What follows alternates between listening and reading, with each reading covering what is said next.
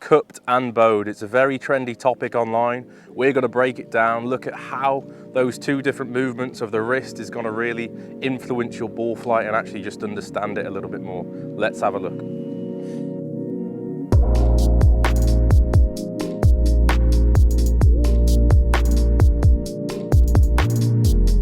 So firstly, what actually is being cupped or bowed with the wrist? What we're talking about is the movements of the lead wrist. So for me, my left hand.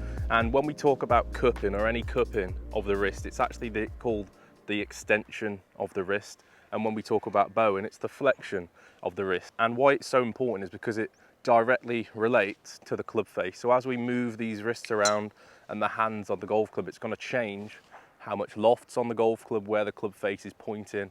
And again, this is a movement in the golf swing. It's not static, so this is going to move around quite a lot throughout the golf swing. And what we see a lot of talk online about being cupped, about being bowed with the wrist, and it's almost a bit trendy online to talk about it and for people to think about it. I think people worry about it a little bit too much, so I think you've got to understand what you're trying to do and how that's going to affect, number one, the golf ball and where the golf ball's going.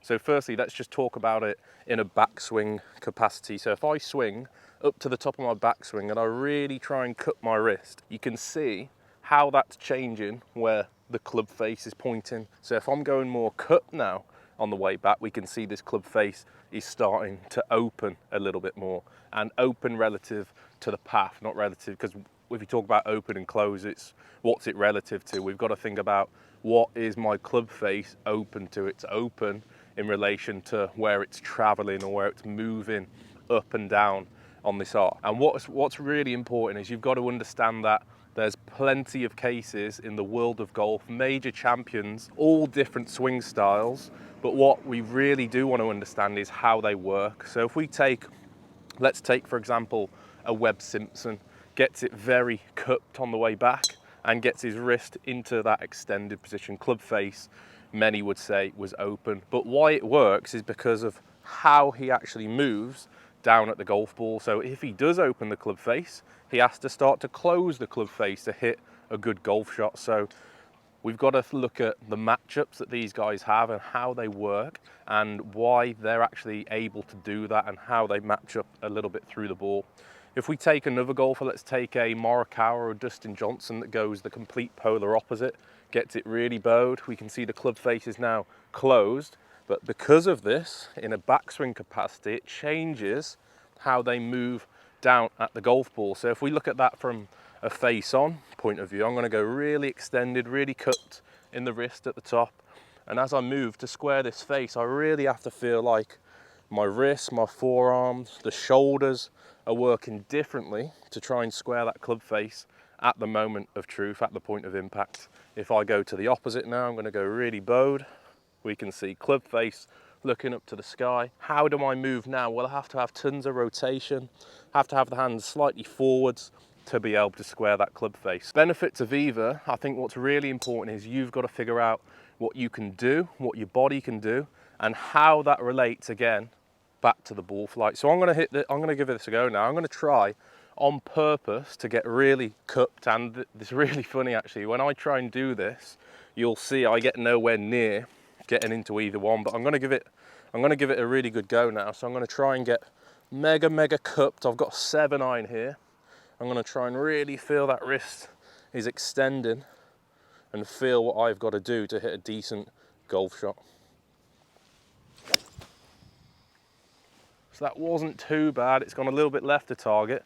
For me, really importantly, I had to feel so much closure with a club face through impact to hit a straight shot. Let's do the other one now. Let's go Dustin Johnson. Let's go Morikawa. I'm really going to try and bow the thing at the top of the golf swing and let's see what happens. So normal setup, really going to try and bow it. Oh, that one's gone right. You can really see if we slow that down just how the two different swings are working. You'll really see it from a face-on perspective as well, how my wrists are working to try and actually move my body into a place which produces a straight golf shot. I'm going to give that one more go. So I'm going to try and get cupped now in a backswing.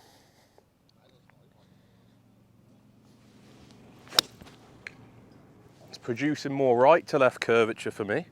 And now I'm going to go bowed. I'm really going to try and close it in a backswing.